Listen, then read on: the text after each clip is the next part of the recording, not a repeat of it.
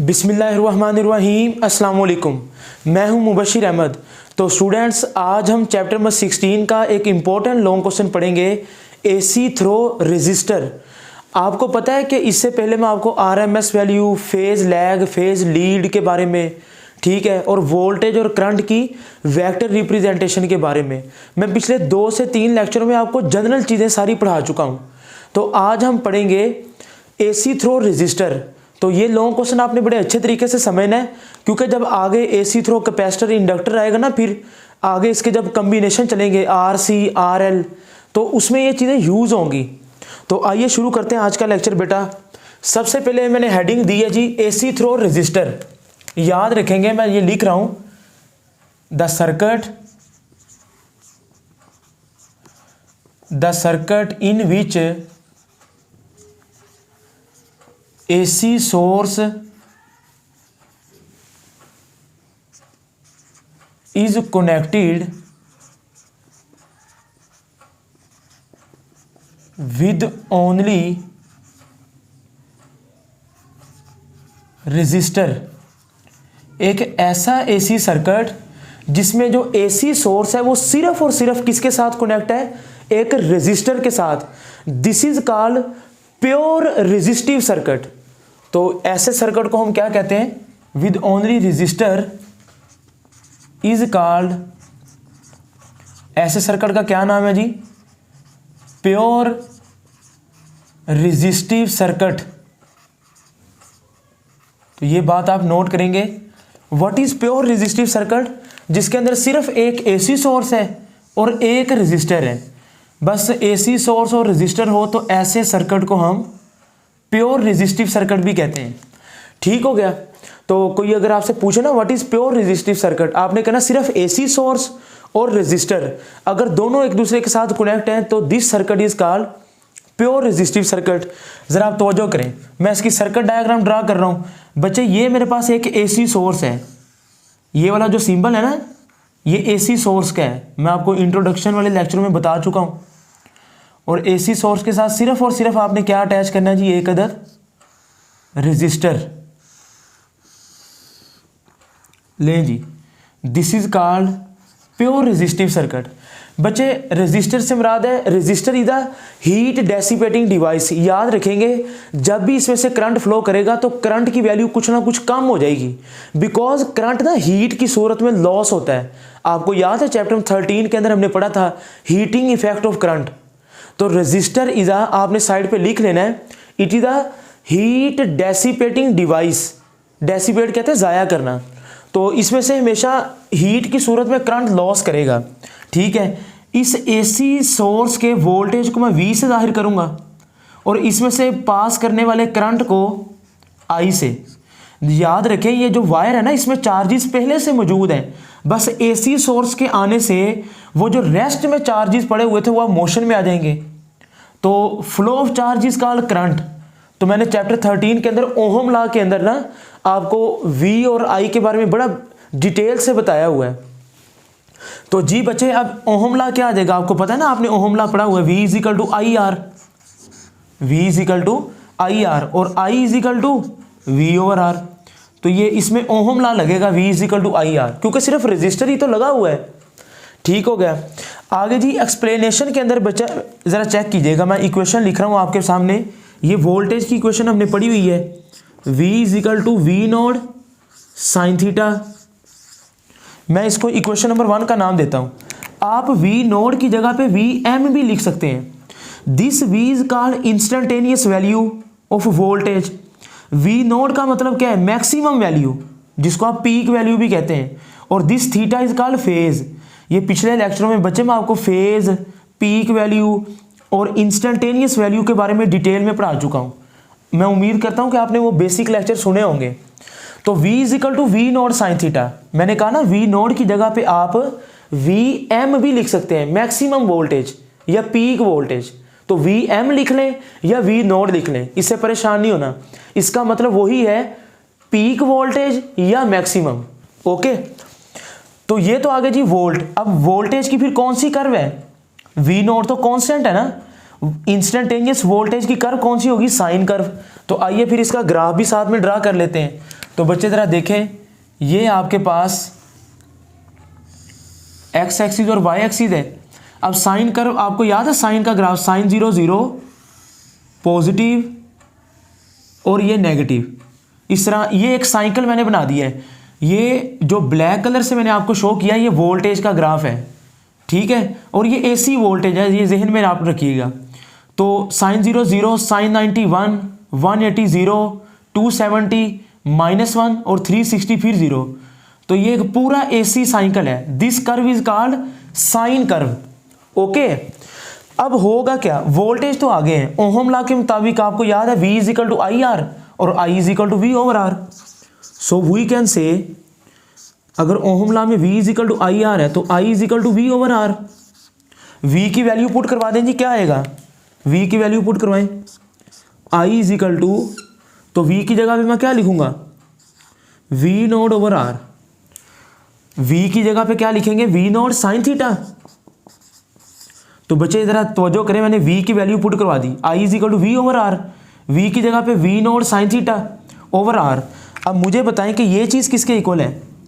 अगर V over are I के equal है, V ओवर आर किसके इक्वल है, I के, तो V नोड ओवर आर ये I नोड के इक्वल होगा। तो फिर करंट का रिलेशन क्या बन जाएगा, I is equal to I naught sine theta. बच्चे याद रखेंगे चैप्टर 16 के अंदर ना हम दो चीज़ों के बारे में डिटेल में पढ़ेंगे, वोल्टेज और करंट। तो हमें वोल्टेज की इक्वेशन से गर्ज है और करंट की, तो ओहम लॉ मैंने लगाया है, V की वैल्यू पुट करवाई और ये चीज़ आ गई है। V नोड का मतलब है पीक वोल्टेज, I नोड का मतलब है पीक करंट और I का मतलब है इंस्टेंटेनियस करंट। तो अब जरा देखें, I नोड कांस्टेंट है, वोल्टेज की भी साइन कर्व थी और करंट की भी साइन कर्व है, दोनों की साइन कर्व है। तो फिर इसका ग्राफ कैसे ड्रा करेंगे, जरा आपने तवज्जो करनी है। वोल्टेज इसको पुश अप करेगा ना, करंट फ्लो करेगा, और करंट मैंने आपको कहा ना रेजिस्टर में से गुजरेगा। तो रेजिस्टर एक कौन सी डिवाइस है, हीट डेसिपेटिंग डिवाइस। ये पावर को लॉस करती है, जिसकी वजह से करंट की वैल्यू कुछ कम हो जाएगी। अगर ये करंट है 10 एम्पेयर का, मिसाल दे रहा हूं, तो after passing through resistor it become 9 ampere. तो 1 एम्पेयर का करंट हीट की सूरत में लॉस हो चुका है। तो बेटा जरा तवज्जो करेंगे, ये वोल्टेज की कर्व ऊपर आएगी, करंट की कर्व ना, करंट की कर्व थोड़ी सी नीचे बनानी है आपने। उसकी वजह मैंने आपको बता दी है ये साइन कर्व ही। करंट की कर्व, ये जो रेड वाली कर्व है, ये आपको करंट की नजर आ रही है, यानी कि इसका मतलब है कि वोल्टेज की भी साइन कर्व है और करंट की भी साइन कर्व है। बस करंट का जो मैग्नीट्यूड है ना वोल्टेज से वो थोड़ा सा कम है, करंट की पीक वैल्यू वोल्टेज से थोड़ी सी कम है, इसलिए मैंने करंट की कर्व नीचे शो करवानी है आपने। ये इस बात का ख्याल रखना है, इसका कॉन्सेप्ट है ना, सारी बात है। वोल्टेज का मैग्नीट्यूड ज्यादा है, पीक वैल्यू ज्यादा, करंट की कम है। करंट की मैग्नीट्यूड क्यों कम है, बिकॉज करंट लॉस होता है ना सर्किट के अंदर जब रेजिस्टर में से पास करता है। तो उसके बाद जी ग्राफ भी आपको समझ आ गया, ठीक है, और ये एक्सप्लेनेशन भी आपको समझ आ गया, आप इसको नोट कर लेंगे।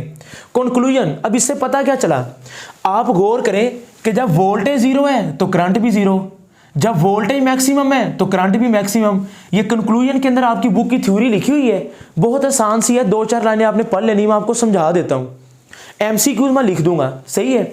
बुक वाला कहता है कि voltage and current is zero at the same time end voltage and current is reach maximum value at the same time. और फिर ये जीरो एक ही वक्त में होते हैं, फिर नेगेटिव मैक्सिमम पे एक ही वक्त में।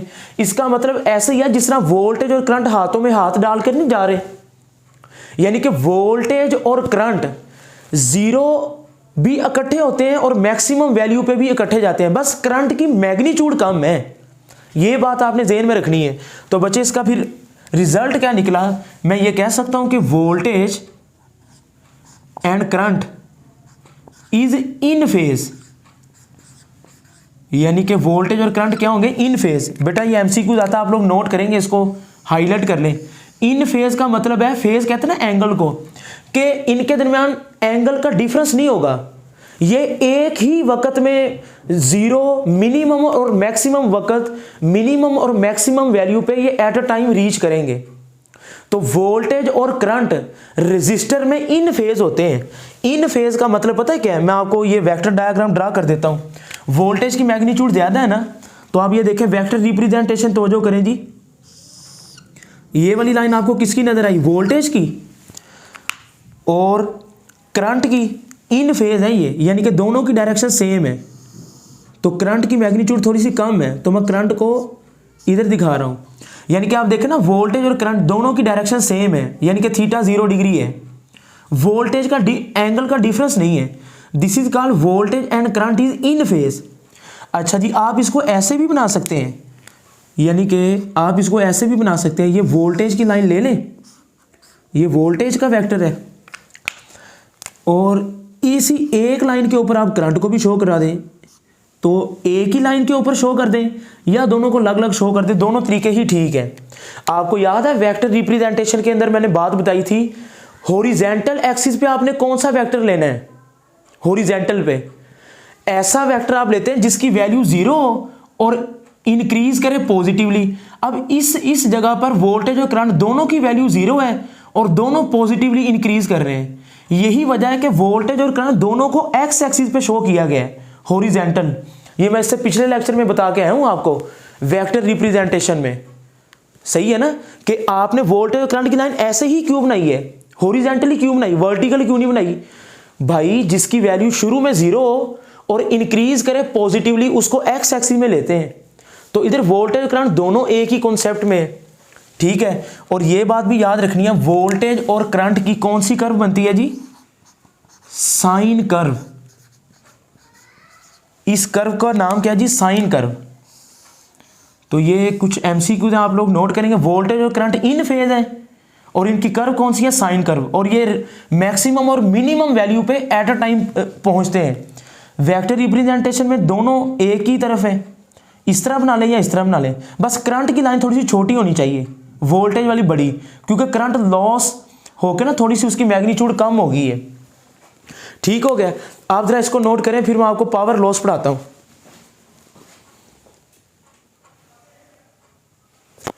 तो जी बेटा, अब हम पढ़ेंगे पावर लॉस इन रेजिस्टर।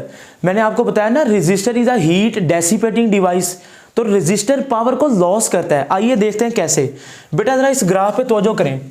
ये आप देख रहे हैं ना, इसके दो साइकिल हैं, एक साइकिल एक है, हाफ दो हैं, पॉजिटिव हाफ और नेगेटिव हाफ। अगर मैं इसको 4 हिस्सों में तकसीम करूं ना, तो ये फर्स्ट क्वार्टर है, यानी कि यहां तक का हिस्सा फर्स्ट क्वार्टर, और ये वाला सेकंड, और ये थर्ड क्वार्टर है, और ये फोर्थ क्वार्टर है। क्वार्टर का मतलब समझते हैं ना, चौथाई हिस्सा। तो मैंने हेडिंग लगा दिया जी, power loss in resistor, first quarter, second, third और फोर्थ क्वार्टर। बच्चे जरा फर्स्ट क्वार्टर में देखें, पावर का जनरल फार्मूला आपको पता है ना, P इजिकल टू VI। ये आपने जहन में रखना है, पावर का general formula P is equal to VI। ठीक हो गया। अच्छा जी, फर्स्ट क्वार्टर में देखें, फर्स्ट क्वार्टर में वोल्टेज भी पॉजिटिव है, करंट भी पॉजिटिव है। तो वोल्टेज पॉजिटिव, करंट भी पॉजिटिव। तो according to this formula P is equal to VI, दोनों पॉजिटिव है, प्लस प्लस प्लस होते हैं, तो मैं कह सकता हूं कि पावर भी पॉजिटिव है। अच्छा, पावर पॉजिटिव का मतलब पता है क्या है, पहले इसका मतलब भी समझे। पावर पॉजिटिव का मतलब यह है कि आपका AC सोर्स रेजिस्टर को पावर डिलीवर कर रहा है, और अगर पावर नेगेटिव हो तो इसका मतलब है आपका जो सर्किट के अंदर आपने जो चीज लगाई है ना, वो पावर रिटर्न कर रही है।